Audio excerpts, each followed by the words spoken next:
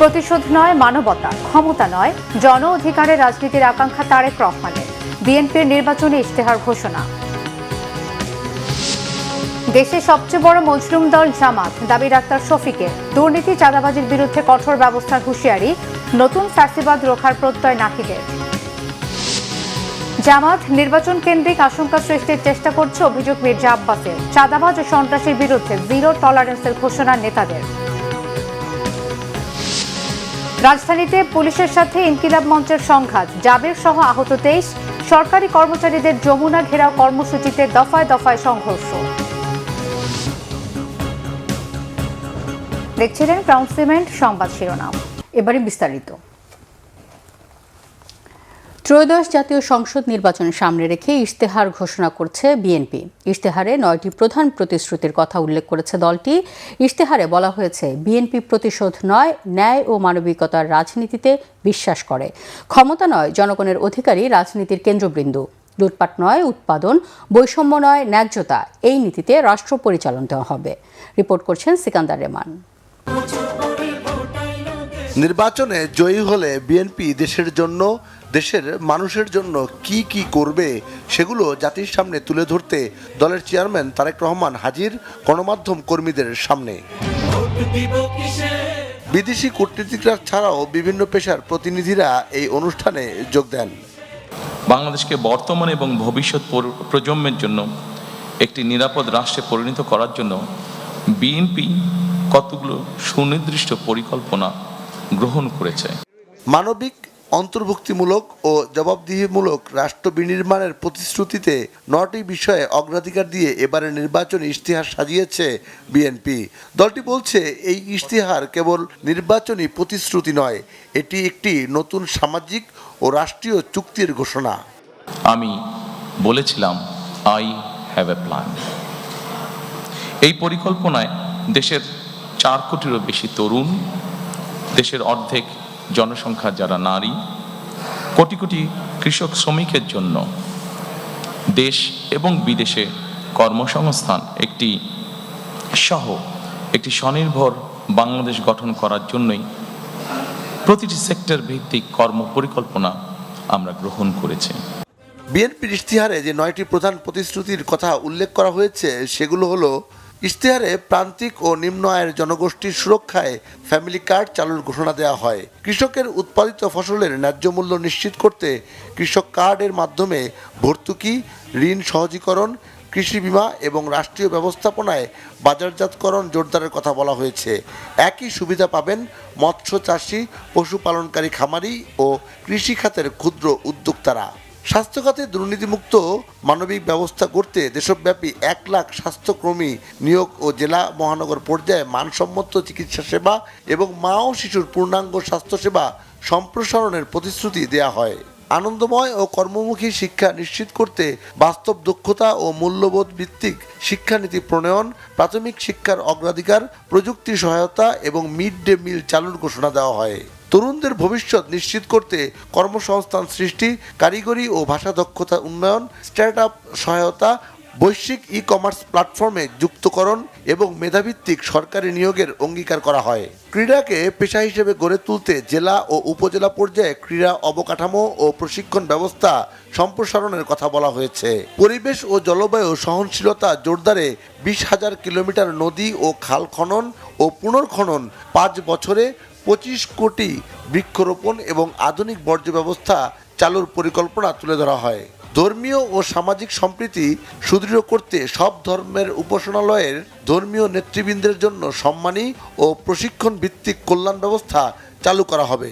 Digital অর্থনীতির বিকাশে আন্তর্জাতিক পেমেন্ট সিস্টেম পেপ্যাল চালু, ই-কমার্সের আঞ্চলিক হাব স্থাপন এবং মেড ইন বাংলাদেশ পণ্যের রপ্তানি বাড়ানোর অঙ্গীকারও রয়েছে ইশতেহারে। আমি ব্যক্তিগতভাবে একজন মানুষ হিসেবে, একজন রাজনৈতিক কর্মী হিসেবে আমি মনে করি, দুর্নীতি, আইনের শাসন এবং জবাবদিহিতা, আমরা যদি এই 3টির ব্যাপারে যারাই সরকার গঠন করবেন, আমরা যদি এই 3টির ব্যাপারে কঠোর পদক্ষেপ গ্রহণ না করি, তাহলে আমরা আমাদের কোনো পরিকল্পনাকেই সফল করে গড়ে তুলতে পারবো না।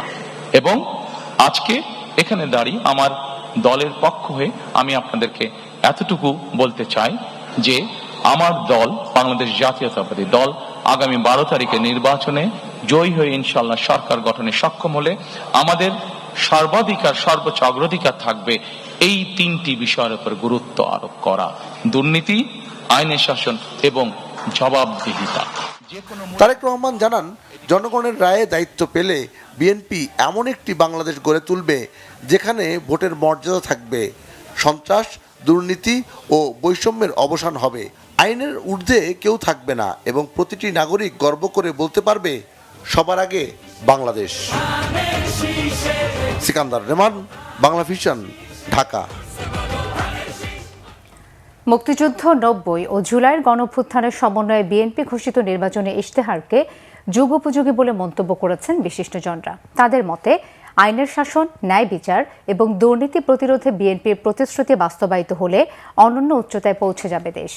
নারী উন্নয়ন, কৃষি, শিক্ষা ব্যবস্থায় যে বৈপ্লবিক পরিবর্তনের কথা বলা হয়েছে তা বাস্তবায়ন চ্যালেঞ্জ হলেও অসম্ভব নয় বলেও মনে করেন তারা। বিএনপি ঘোষিত 31 দফা বাস্তবায়নের পাশাপাশি জুলাই সনদ বাস্তবায়নে দেশে প্রকৃত গণতন্ত্র ফিরবে বলেও তাদের আশা। মহিবুল্লাহ মহিবের রিপোর্টে বিস্তারিত। শুক্রবার ত্রয়োদশ জাতীয় সংসদ নির্বাচন 2026 উপলক্ষে নির্বাচনী ইশতেহার ঘোষণা করে বিএনপি। কোনো মূল্যে সুশাসন নিশ্চিত করা। দলটির চেয়ারম্যান তারেক রহমানের এই ইশতেহার ঘোষণা অনুষ্ঠানে অংশ নেন ব্যবসায়ী, সাংবাদিক, শিক্ষক ও অন্যান্য দলের রাজনৈতিক নেতারা। এক প্রতিক্রিয়ায় তারা বলেন, বিএনপি ঘোষিত ইশতেহার অতীতের যে কোনো সময়ের তুলনায় সমৃদ্ধ এবং বাস্তবায়নযোগ্য। বিএনপি এর আগে যেসব ঘোষণা করেছে সেগুলো পড়েছি।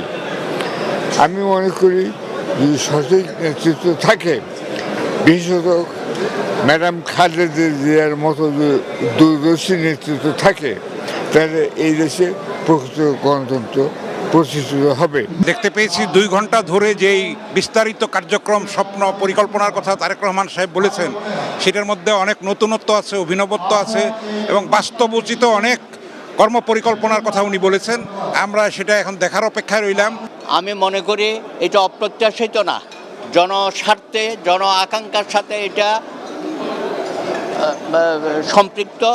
আমরা আশা করব বিএনপি জনগণের ভোটে সরকার গঠন করলে তার অঙ্গীকার পুরোপুরিভাবে পূরণ করবে এবং জনগণও আশায় থাকবে। মুক্তিযুদ্ধের চেতনাকে ধারণ করে জুলাই অভ্যুত্থানের গুরুত্ব স্থান পেয়েছে এই ইশতেহারে। বিশিষ্টজনরা বলছেন, নৈতিক ও প্রযুক্তির সমন্বয়ে আধুনিক বাংলাদেশ বিনির্মাণের রূপরেখা ফুটে উঠেছে বিএনপির ইশতেহারে। ইশতেহারটা খুব ভালো হয়েছে, আমার কাছে ইশতেহারটা খুব ভালো লেগেছে এবং বেশ কিছু দিক নির্দেশনা এখানে আছে। চ্যালেঞ্জ তো অবশ্যই, বাস্তবায়নটাই হবে আসলে মূল চ্যালেঞ্জের বিষয়। তো বাস্তবায়ন যদি করা যায়, অন্তত পর্যায়ক্রমে যদি বাস্তবায়ন করা যায়, তাহলে অর্থনীতি ঘুরে দাঁড়াবে। দুর্নীতি, সুশাসন এবং জবাবদিহিতার যে প্রশ্ন, বিএনপি যদি এর উপরে দাঁড়াতে পারে, বাংলাদেশের রাজনীতির সামগ্রিক রাষ্ট্র প্রশাসন, সরকার পরিচালনার প্রধান যে রোগ, সেই রোগ থেকে খানিকটা হয়তো আমরা বেরিয়ে আসতে পারবো। আমরা বেনজির মতিউরকে দেখেছি অত্যন্ত মেধাবী কিন্তু করাপ্ট, এবং এই দেশ ধ্বংস করেছে। অর্ধশত বছরে আমরা লক্ষ্যে পৌঁছাতে পারিনি। ফলে আমরা যদি মেধার সাথে নৈতিকতার সমন্বয় করতে পারি, আমরা যদি ধর্মীয় নীতিবোধ যেগুলো আছে এবং ধর্ম নিরপেক্ষ নৈতিকতার যে জায়গাগুলো আছে, সেই জায়গাগুলোকে আফোর্ড করি, তাহলে আমাদের অর্জনটা টেকসই হবে। আজকের ইশতেহারে এটা আমার খুবই ভালো লেগেছে। জুলাই সনদ বাস্তবায়নের পাশাপাশি বিএনপির 31 দফা বাস্তবায়ন হলে দেশে আর কোনো সরকার স্বৈরাচার হয়ে উঠবে না বলেও মনে করেন বিশেষজ্ঞরা। মহিবুল্লাহ মহিব, বাংলা ভিশন, ঢাকা। জামায়াত আমির ডাক্তার শফিকুর রহমান বলেছেন, দেশে দুর্নীতিকে জাতীয়করণ করেছিল আওয়ামী লীগ। ক্ষমতায় গেলে জামায়াত কোনো দুর্নীতি ও চাঁদাবাজি করতে দিবে না। সকালে 11 দলীয় ঐক্যজোটের নির্বাচনী প্রচারণায় দক্ষিণাঞ্চলের 4 জেলার সমাবেশে তিনি এসব কথা বলেন। প্রতিনিধিদের পাঠানো তথ্য ও ছবিতে নাজমুল নিশানের ডেস্ক রিপোর্ট। সকালে বরিশালে 11 দলীয় ঐক্যজোটের সমাবেশের মধ্য দিয়ে দক্ষিণ অঞ্চলের 4 জেলায় নির্বাচনী প্রচারণা শুরু করেন জামায়াতের আমির ডাক্তার শফিকুর রহমান। মেহেন্দিগঞ্জ উপজেলার পাতারহাটের আরশি কলেজ মাঠে দলে দলে জড়ো হতে থাকে নেতাকর্মীরা। সমাবেশে আমির বলেন, আওয়ামী শাসন আমলে জামাতের 11 নেতাকে প্রহসনের বিচারে হত্যা করা হয়েছিল। বলেন, দেশের সবচেয়ে বড় মজলুম দল জামায়াতে ইসলামী, ক্ষমতায় গেলে দুর্নীতির লাগাম টেনে ধরবে জামাত। আওয়ামী লীগ সুযোগ পেয়েছিল দেশটা শাসন করার, কি করেছে কি করে নাই, তখন যারা বিবেকবান ছিলেন, যারা জীবন্ত সাক্ষী ছিলেন, এখন যারা বেঁচে আছেন তারা এটা ভালো করেই জানেন। ব্যাংক ডাকাতি, বড় নেতার ছেলেরা পর্যন্ত ব্যাংক ডাকাতিতে লেগে গেল। মা বোনরা ইজ্জত নিয়ে ঘর থেকে বের হয়ে আবার ফিরতে পারবে তার কোনো নিশ্চয়তা ছিল না। এদিকে বরিশালে সমাবেশ শেষ করে জামাতের আমির যোগ দেন পটুয়াখালীর বাউফল পাবলিক মাঠে নির্বাচনী সমাবেশে। প্রধান অতিথির বক্তব্যে তিনি বলেন, দেশ থেকে 28 লাখ কোটি টাকা পাচার করা হয়েছে। সরকার গঠন করতে পারলে এ টাকা উদ্ধার করা হবে। 28 লক্ষ কোটি টাকা চুরি হয়েছে, বিদেশে পাচার করা হয়েছে। আল্লাহ তাআলা আমাদেরকে তৌফিক দিলে মহান আল্লাহ সাহেব বিসমিল্লাহ ওদের মুখের ভিতরে হাত ঢুকাইয়া পেটের ভিতর থেকে বের করে আনবো ইনশাআল্লাহ। অন্যদিকে ঝালকাঠি বয়েজ স্কুল মাঠে সমাবেশে জামাতের আমির বলেছেন, যদি কেউ পেশি শক্তির মাধ্যমে ভোট কেন্দ্র দখল করতে আসে তবে তাদের শক্ত হাতে প্রতিহত করতে হবে। কেউ যদি আপনাদের ভোট কেড়ে নিতে আসে, আমি আজকে বলে দিলাম হাতটা ধরে ফেলবেন, মুছড়ে ফেলবেন। মামলা আপনাদের বিরুদ্ধে হবে না। কেউ মামলা করলে বলে দিবেন শফিকুর রহমানের বিরুদ্ধে মামলা করার জন্য। তাই আমরা এটা করেছি। সারা বাংলাদেশে যুবকদেরকে জাগতে হবে, সকলের অধিকার কায়েম করতে হবে। দাঁড়িপাল্লা ও জামাতের নেতৃত্বাধীন জোটের প্রার্থীদের বিজয়ী করার আহ্বান জানান জামাত আমির। Bangla vision news desk. দেশে আবার ফ্যাসিবাদ, দুর্নীতি আর ভয়ের রাজনীতি ফিরে আসবে এমন কোনো প্ল্যান কাউকে বাস্তবায়ন করতে দেওয়া হবে না বলেছেন এনসিপির আহ্বায়ক নাহিদ ইসলাম। সকালে সাভারে ঢাকা 19 আসনে 11 দলীয় জোটের প্রার্থী দিলশানা পারুলের শাপলাকলি প্রতীকের নির্বাচনী সমাবেশে প্রধান অতিথির বক্তব্যে এসব কথা বলেন তিনি। নাহিদ ইসলাম বলেন, আসন্ন নির্বাচন হবে দেশের মানুষের ভাগ্য পরিবর্তনের নির্বাচন, কিন্তু একটি দল 11 দলের পক্ষে সৃষ্ট গণজোয়ারকে ভয় পেয়ে নানা রকম ষড়যন্ত্র শুরু করেছে। নির্বাচনী প্রচারে বাধা দেওয়া হচ্ছে বলে অভিযোগ করেন নাহিদ ইসলাম। তিনি আরও বলেন, একটি দল লাশের রাজনীতি শুরু করেছে, তবে সব রক্তচক্ষুকে উপেক্ষা করে জনগণকে সাথে নিয়ে নির্বাচনে জয়ের বিষয়ে আশাবাদী 11 দলের নেতাকর্মীরা। আমরা দেখছি বিভিন্ন জায়গায় 11 দলীয় জোটের নেতা কর্মীদের উপরে হামলা করা হচ্ছে। শেরপুরে আমাদের এক ভাইকে হত্যা করা হয়েছে। যারা হত্যা করে লাশের উপর দিয়ে ক্ষমতায় যেতে চায় পুরনো কায়দায়, ফ্যাসিস্টদের কায়দায়, তাদেরকে রুখে দেওয়ার দিন হচ্ছে আগামী 12ই ফেব্রুয়ারি। সেই দলের নেতা যখন দেশে এসে নামলেন, তিনি বললেন তার একটা প্ল্যান রয়েছে। আমরা সাধুবাদ জানিয়েছি, কিন্তু এখন দেখছি তিনি কোথায় চিনিকল আছে, কোথায় নাই, কোথায় ইপিজেড আছে, কোথায় নাই, কোনটা বাণিজ্যিক রাজধানী, কোনটা কি হবে, কোথায় সোয়াবিন চাষ হয়, কোথায় ভুট্টা চাষ বেশি হয়, উনি কিছুই জানেন না। জামায়াতে ইসলাম নির্বাচন কেন্দ্রিক আশঙ্কা সৃষ্টি করার চেষ্টা করেছে বলে মন্তব্য করেছেন ঢাকা 8 আসনের প্রার্থী বিএনপির স্থায়ী কমিটির সদস্য মির্জা আব্বাস। শুক্রবার রাজধানীর পশ্চিম শান্তিবাগ জামে মসজিদে জুমার নামাজ আদায় শেষে সাংবাদিকদের প্রশ্নের জবাবে একথা বলেন তিনি। পরে ওই এলাকার অলিতে গলিতে গণসংযোগ করেন ও ধানের শীষের পক্ষে ভোট চান তিনি। আইনশৃঙ্খলা বাহিনী নির্বাচন কেন্দ্রিক যে কোনো অস্থিতিশীল পরিস্থিতি মোকাবেলা করবে বলে আশা প্রকাশ করেন মির্জা আব্বাস। জানান, যে কোনো উস্কানি বা তির্যক মন্তব্যের ফাঁদে পা দেবে না তার সমর্থকেরা।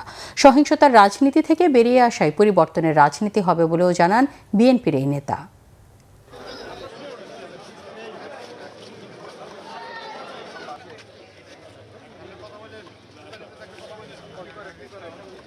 নির্বাচনের আগে এখন যেটা হচ্ছে ব্যালট পেপার পাওয়া যাচ্ছে, সিল পাওয়া যাচ্ছে, এটা আমরা আশঙ্কা করেছিলাম আগেই। আমরা এখন দেখছি যে আমাদের আশঙ্কাটা সত্যি হচ্ছে। এই ব্যাপারে আমরা নির্বাচন কমিশনকে বলবো যথাযথ ব্যবস্থা নেওয়ার জন্য, এবং নির্বাচন কমিশন যাতে পক্ষপাতিত্ব না করে আমরা সেদিকে খেয়াল রাখতে বলবো। নির্বাচনে ব্যাপক হারে কিছু ঝামেলা হওয়ার সম্ভাবনা আছে, কারণ জামাত ইসলাম আমাদের চেলাপেলারা যা শুরু করছে তাতে নির্বাচন সুষ্ঠুভাবে হবে কিনা আমার সন্দেহ আছে। রাজধানীর ধূপখোলা মাঠে জনসভা করেছেন ঢাকা 6 আসনের বিএনপির প্রার্থী ইশরাক হোসেন। এ সময় নিজের নির্বাচনী এলাকার রাস্তা প্রশস্তকরণ, গ্যাস সমস্যা নিরসনে আশ্বাস দেন তিনি। একই সাথে মাদক, চাঁদাবাজ ও সন্ত্রাসের বিরুদ্ধে জিরো টলারেন্স নীতি গ্রহণ করেছেন বলেও জানান ইশরাক হোসেন। সমাবেশে প্রধান অতিথির বক্তব্যে বিএনপির সিনিয়র যুগ্ম মহাসচিব রুহুল কবির রিজভী জামাতের আমিরের তীব্র সমালোচনা করেন। নিয়াজ মাকতুমের রিপোর্ট। জুমার নামাজের পর থেকেই দলে দলে ঢাকা ৬ আসনে বিএনপির প্রার্থী ইশরাক হোসেনের সমাবেশে যোগ দেন নেতাকর্মীরা। সমাবেশ শুরুর আগেই কানায় কানায় পূর্ণ হয়ে যায় ধূপখোলা মাঠ। জনসভার প্রথম পর্ব শুরু হয় সাংস্কৃতিক অনুষ্ঠানের মাধ্যমে। গানের তালে তালে নির্বাচনী উৎসবে মেতে ওঠে ঢাকা ৬ আসনের বিএনপির নেতাকর্মীরা।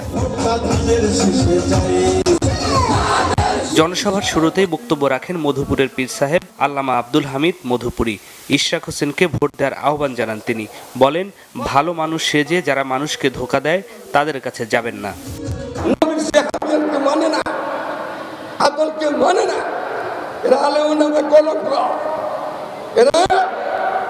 মুসলমানের দুশ্মন, আল্লাহ দুশ্মন, নবের দুশ্মন, ইসলামের নাম দিয়া ধোঁকা দিতেছে, এদের পাশেও না যাওয়া।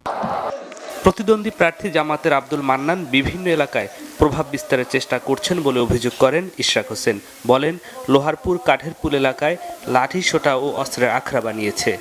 যাকে ভরে ভরে লাঠি সোটা স্ট্যাম্প এবং দেশীয় অস্ত্রশস্ত্র সেই কসমোপলিটন স্কুল থেকে আমাদের প্রতিদ্বন্দ্বী রাজনৈতিক দল এবং তাদের ছাত্র সংগঠন সেখান থেকে সরিয়ে নিয়ে গেছে। তারা পায়তারা করছে, আমাদের মা বোনদেরকে ঘরে ঢুকিয়ে দিবে, তাদেরকে গৃহবন্দী করে রাখবে। এমনকি আমি মনে করি তারা যদি কোনোভাবে বাংলাদেশের রাষ্ট্র ক্ষমতা দখল করতে পারে, শুধু নারী নয়, আমাদের সকলের ব্যক্তি স্বাধীনতা হরণ করবে। শীতল পার্টিতে জামাতের আমিরের শোয়া নিয়ে সমালোচনা করেন বিএনপির সিনিয়র যুগ্ম মহাসচিব রুহুল কবির রিজভী আহমেদ। জনসভায় যোগ দিয়ে ইশরাক হোসেনকে ধানের শীষে ভোট দেওয়ার আহ্বান জানান তারেক রহমানের পররাষ্ট্র বিষয়ক উপদেষ্টা হুমায়ুন কবির। আপনারা আমাদেরকে এমপি মনোনয়ন দেন, আমাদের নেতা আপনাদেরকে আরো মর্যাদাপূর্ণ কিছু উপহার দিতে পারেন আপনাদের এলাকার উন্নয়ন করার জন্য ইনশাআল্লাহ। শীতল পার্টি দিয়েছে, উনি চট করে ওই শীতল পার্টি স্টেজের মধ্যে বেশ পিছিয়ে পড়ে শুয়ে পড়লেন। ভাই, এই ভণ্ডামি কেন? জামাতের আমির সাহেব কি কাপড়ের কাপড় দেয়? তিনি কি কবরে গিয়ে এখন ট্রাই করবেন, একটা করবেন যে কাপড়ের কাপড় পরে তিনি একটু শুয়ে দেখবেন? সমাবেশে বক্তারা বলেন, আগামী নির্বাচনের সাথে জড়িয়ে আছে বাংলাদেশের ভবিষ্যৎ। রাষ্ট্র কোন পথে ধাবিত হবে তা নির্ভর করছে এই নির্বাচনের উপর। দেশের স্বাধীনতা রক্ষায় ধানের শীষে ব্যালট বিপ্লব ঘটাতে সবার প্রতি আহ্বান নেতাদের। নিয়াজ মাকদুম, বাংলা ভিশন, ঢাকা। ইনকিলাব মঞ্চের নেতাকর্মীদের সাথে শাহবাগে পুলিশের দফায় দফায় সংঘর্ষ হয়েছে। ছত্রভঙ্গ করতে লাঠিচার্জ, টিয়ারশেল ও সাউন্ড গ্রেনেড নিক্ষেপ করে পুলিশ। সংগঠনটির সদস্য সচিব আবদুল্লাহ আল জাবের সহ কমপক্ষে 23 নেতাকর্মী আহত হয়েছে। ঢাকা মেডিকেলে তাদের চিকিৎসা চলছে। পুলিশের সাথে সংঘর্ষের পর দাবি আদায়ে শাহবাগ মোড় অবরোধ করে বিক্ষোভ করছে সংগঠনটির নেতাকর্মীরা। রিপোর্ট সৈয়দ আব্দুল মুহিতের। শরীফ ওসমান হাদি হত্যার বিচারের দাবিতে আন্দোলনরতদের উপর হামলার প্রতিবাদে চলা কর্মসূচিতেও চলে ধাওয়া পাল্টা ধাওয়া। সন্ধ্যা 7:30টার দিকে শাহবাগ থেকে আন্দোলনকারীদের একাংশ হোটেল ইন্টারকন্টিনেন্টালের দিকে অগ্রসর হলে এই পরিস্থিতি তৈরি হয়। এর আগে জাতিসংঘের অধীনে ইনকিলাব মঞ্চের মুখপাত্র শরীফ ওসমান মির হাদি হত্যার বিচার দাবিতে শুক্রবার বিকেলে হোটেল ইন্টারকন্টিনেন্টালের সামনে জড়ো হয় সংগঠনটির নেতাকর্মীরা। পরে প্রধান উপদেষ্টার বাসভবন যমুনার দিকে যেতে চাইলে পুলিশ বাধা দেয়। এ সময় নেতাকর্মীদের সাথে পুলিশের বাকবিতণ্ডা হয়। এক পর্যায়ে ব্যারিকেড ভেঙে যমুনার দিকে যেতে চাইলে পুলিশের সাথে সংঘর্ষ শুরু হয়।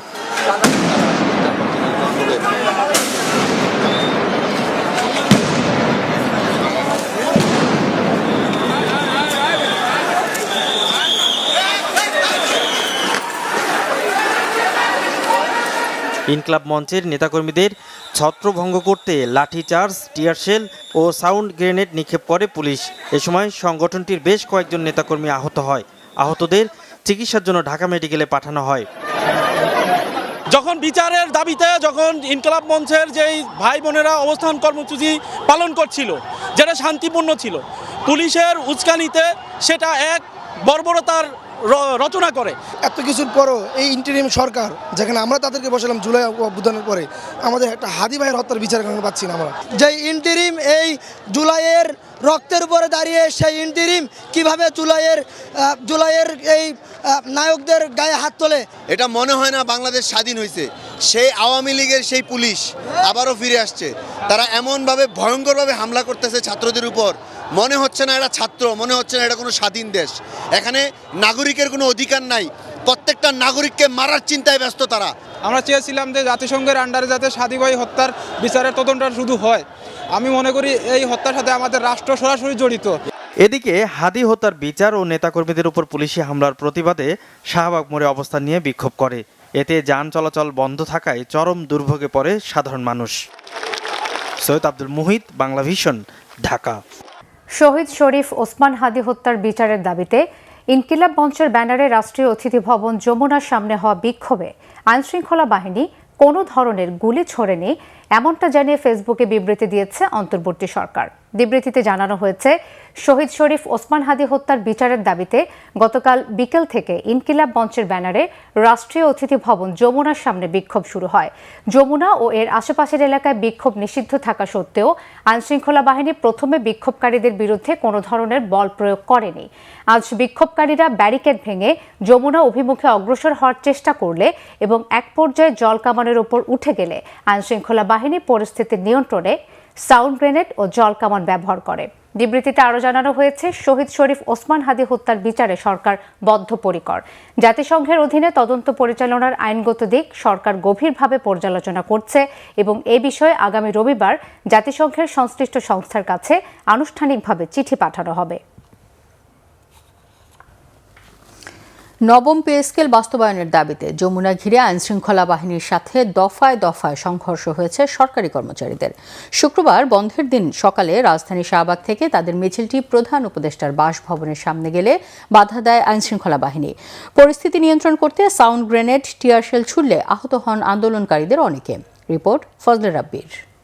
মুহুর্মুহুর সাউন্ড গ্রেনেড আর টিয়ারশেলে রীতিমতো রণক্ষেত্র প্রধান উপদেষ্টার বাসভবন যমুনা ও এর আশপাশ এলাকা।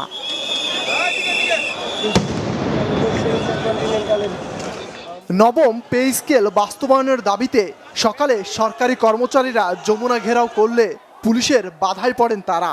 মুহূর্তেই তাদের ছত্রভঙ্গ করে দেন আইনশৃঙ্খলা বাহিনী। হয় ধোয়া পাল্টা ধোয়া, আহত হন অনেকে। পরে তারা অবস্থান নেন ইন্টারকন্টিনেন্টাল হোটেলের সামনে, সেখানেও ফের হামলা।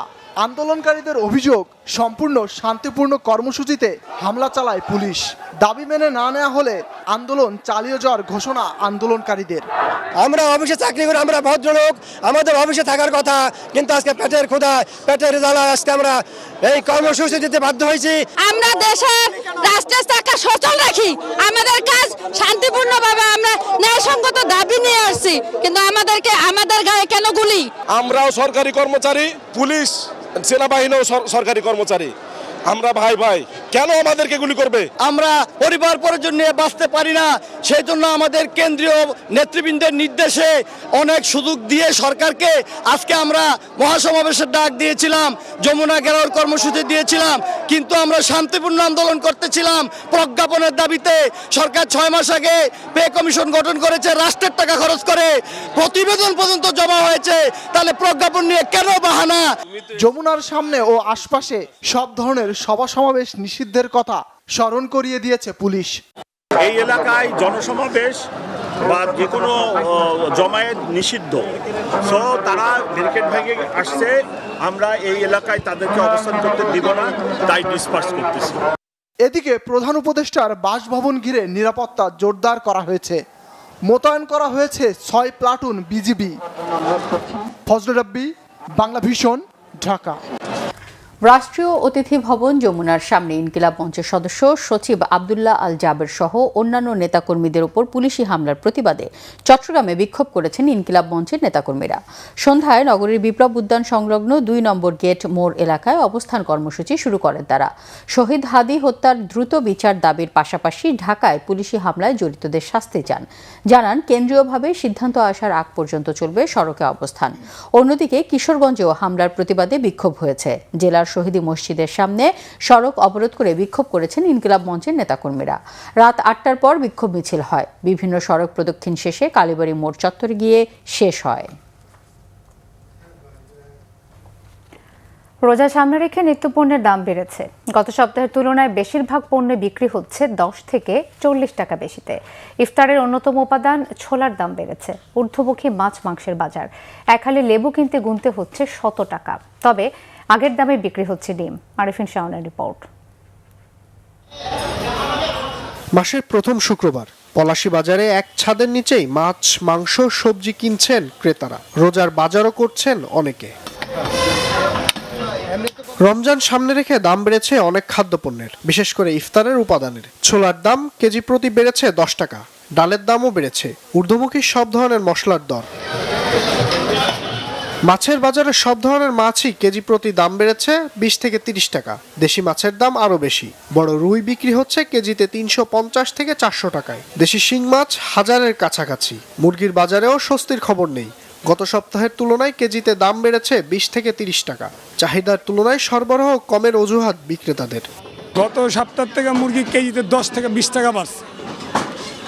সোনালী বিক্রি করছি 280-300, এখন আজকে 320 টাকা ব্যস্ত আছি। সাধারণ ক্রেতাদের চোখে ধুলো দেওয়ার জন্য হলেও রমজানের একটু আগে 10-15 দিন আগে শাক সবজি মাছ মাংস সবকিছুর দামটা বাড়িয়ে দেয়। দ্রব্যমূল্যের দামের দিকে একটু নজর দেয় সামনে রমজান, সেক্ষেত্রে সাধারণ মানুষ বা আমাদের সকলের জন্য উপকার হয়।